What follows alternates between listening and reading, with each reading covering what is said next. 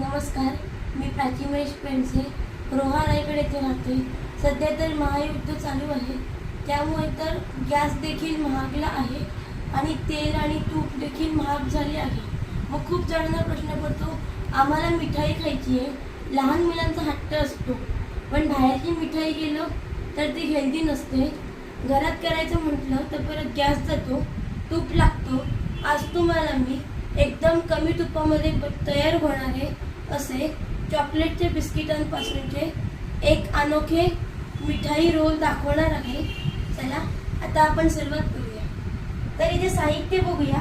इथे मी 3 प्रकारची बिस्किटं घेतलेली आहेत. एक डार्क फॅन्टॅस्टिकचं जे आहे ते क्रीमवालं आहे.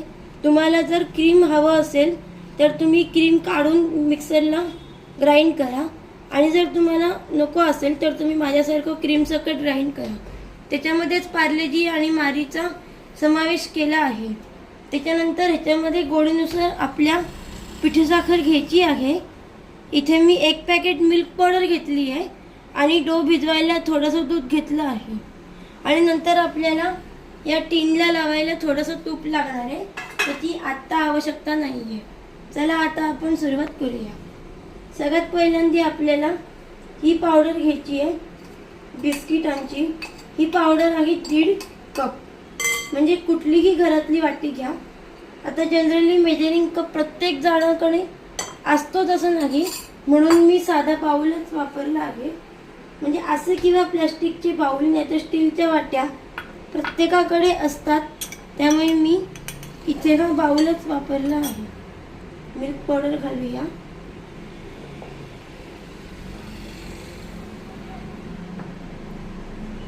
आधी याला मिक्स करायचं, आणि बिस्किटमध्ये पण थोडीशी साखर असते आणि थोडं मीठही असतं, त्यामुळे आपल्याला साखरचा अंदाज बिस्किटनुसारच घ्यायचा आहे. आता आपल्याला ना इथे एक डो तयार करायचा आहे. नमस्कार, मी प्राची महेश पेंडसे रोहा रायगड येथे राहते. सध्या तर महायुद्ध चालू आहे, त्यामुळे तर गॅस देखील महागला आहे आणि तेल आणि तूप देखील महाग झाले आहे. मग खूप जणांना प्रश्न पडतो, आम्हाला मिठाई खायची आहे. लहान मुलांचा हट्ट असतो, पण बाहेरची मिठाई गेलो तर ती हेल्दी नसते. घरात करायचं म्हटलं तर परत गॅस जातो, तूप लागतो. आज तुम्हाला मी एकदम कमी तुपामध्ये तयार होणारे असे चॉकलेटचे बिस्किटांपासूनचे एक अनोखे मिठाई रोल दाखवणार आहे.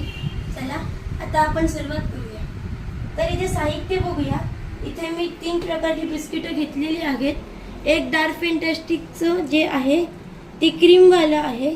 तुम्हाला जर क्रीम हवं असेल तर तुम्ही क्रीम काढून मिक्सरला ग्राइंड करा, आणि जर तुम्हाला नको असेल तर तुम्ही माझ्यासारखं क्रीम सकट ग्राइंड करा. त्याच्यामध्येच पार्लेजी आणि मारीचा समावेश केला आहे. त्याच्यानंतर ह्याच्यामध्ये गोडीनुसार आपल्या पिठीसाखर घ्यायची आहे. इथे मी 1 पॅकेट मिल्क पावडर घेतली आहे आणि डो भिजवायला थोडंसं दूध घेतलं आहे. आणि नंतर आपल्याला या टीनला लावायला थोडंसं तूप लागणार आहे, त्याची आत्ता आवश्यकता नाही आहे. चला आता आपण सुरुवात करूया. सगळ्यात पहिल्यांदा आपल्याला ही पावडर घ्यायची आहे बिस्किटांची. ही पावडर आहे 1.5 कप, म्हणजे कुठलीही घरातली वाटी घ्या.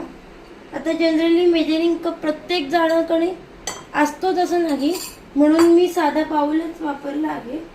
म्हणजे असे किंवा प्लास्टिकचे बाउल नाही तर स्टीलच्या वाट्या प्रत्येकाकडे असतात, त्यामुळे मी इथे हा बाउलच वापरला आहे. मिल्क पावडर घालूया.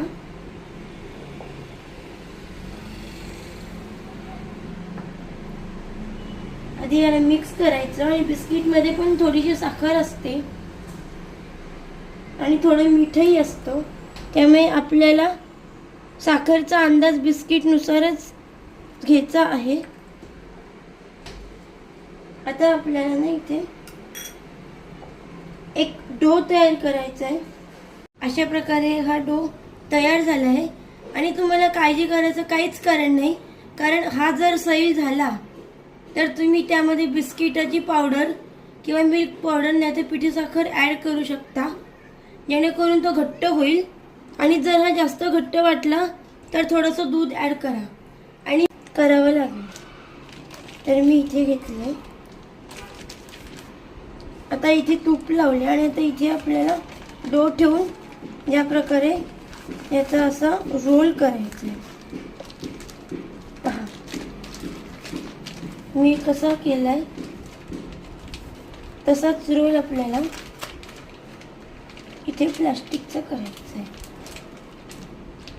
तर आता याला आपण सेट करण्यासाठी 10 मिनिटं फ्रीजरला ठेवायचं आहे. फ्रीजमध्ये नाही, फ्रीजरला, ज्यामुळे तो सेट होईल आणि व्यवस्थित त्याच्या रोल कापता येतील. प्रयत्न केला आहे, सगळीकडे लावून घ्यायचं. पहा एक पण कोणाने सोडायचा. मला गॅरंटी आहे की लहान मुलापासून ते मोठ्या माणसांपर्यंत सगळ्यांना ही बर्फी खूप आवडते. तुम्ही एकदा करून बघा आणि महिनाभर देखील ही बर्फी छान टिकते आणि फ्रीजमध्ये ठेवायची गरज लागत नाही. तर इथे लावून घेतलं आहे. आता याला कट करूया. ही बर्फी आता किती छान झालेली आहे. घरगुती बर्फी आपली तयार झालेली आहे. आणि बरं का, या बर्फीमध्ये कुठल्याही प्रकारचं केमिकल नाही, कलर मिक्स नाहीये. त्यामुळे लहान मुलांपासून मोठ्या मुलांपर्यंत सगळ्यांना ही बर्फी नक्की आवडेल आणि एकदम हेल्दी आहे. जरी चॉकलेट असलं तरी देखील दातांना खराब न करणारं, त्यामध्ये कुठल्याच प्रकारचे कलर आणि हार्मफुल चॉकलेट नाही आहेत. जर तुम्हाला ही बर्फी अजून सजवून हवी असेल तर तुम्ही कुठल्याही प्रकारचं चॉकलेट मेल्ट करून त्याच्यामध्ये डीप करून परत 10 मिनिटं फ्रीजरला ठेवून मग तुम्ही मुलांना देऊ शकता. आवडत असल्यास तुम्ही असंही करू शकता. तुम्ही बघू शकता घरच्या साहित्यात देखील आपण किती छान प्रकारे बर्फी तयार करू शकतो. भारतीय जनता पार्टी महिला मोर्चाकडून हा जो तेल आणि गॅस न वापरता उपक्रम राबवण्यात आला होता, त्यात मी चॉकलेट बिस्किटांचे रोल तयार केले आहेत. नमस्कार, मी प्राची महेश पेंडसे, रोहा रायगड येथे राहते. सध्या तर महायुद्ध चालू आहे, त्यामुळे तर गॅस देखील महागला आहे आणि तेल आणि तूप देखील महाग झाले आहे. मग खूप जणांना प्रश्न पडतो, आम्हाला मिठाई खायची आहे. लहान मुलांचा हट्ट असतो, पण बाहेरची मिठाई गेलं तर ती हेल्दी नसते. घरात करायचं म्हटलं तर परत गॅस जातो, तूप लागतो.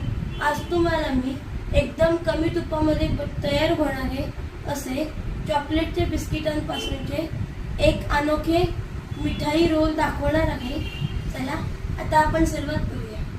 तर इथे साहित्य बघूया. इथे मी 3 प्रकारची बिस्किटं घेतलेली आहेत. एक डार्क फॅन्टॅस्टिकचं जे आहे ते क्रीमवालं आहे. तुम्हाला जर क्रीम हवं असेल तर तुम्ही क्रीम काढून मिक्सरला ग्राइंड करा आणि जर तुम्हाला नको असेल तर तुम्ही माझ्यासारखं क्रीम सकट ग्राइंड करा. त्याच्यामध्येच पार्लेजी आणि मारीचा समावेश केला आहे. त्याच्यानंतर ह्याच्यामध्ये गोडीनुसार आपल्या पिठीसाखर घ्यायची आहे. इथे मी 1 पॅकेट मिल्क पावडर घेतली आहे आणि डो भिजवायला थोडंसं दूध घेतलं आहे. आणि नंतर आपल्याला या टीनला लावायला थोडंसं तूप लागणार आहे, तर ती आत्ता आवश्यकता नाही आहे. चला आता आपण सुरुवात करूया. सगळ्यात पहिल्यांदा आपल्याला ही पावडर घ्यायची आहे बिस्किटांची. ही पावडर आहे 1.5 कप, म्हणजे कुठलीही घरातली वाटी घ्या. आता जनरली मेजरिंग कप प्रत्येक जणाकडे असतो तसं नाही, म्हणून मी साधा बाउलच वापरला आहे. म्हणजे असे किंवा प्लास्टिकचे बाउल नाही तर स्टीलच्या वाट्या प्रत्येकाकडे असतात, त्यामुळे मी इथे हा बाउलच वापरला आहे. मिल्क पावडर घालूया.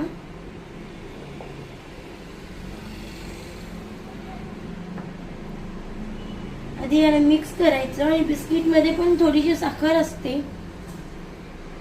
आणि थोडं मीठही असतं, त्यामुळे आपल्याला साखरचा अंदाज बिस्किटनुसारच घ्यायचा आहे. आता आपल्याला ना इथे एक डो तयार करायचा आहे.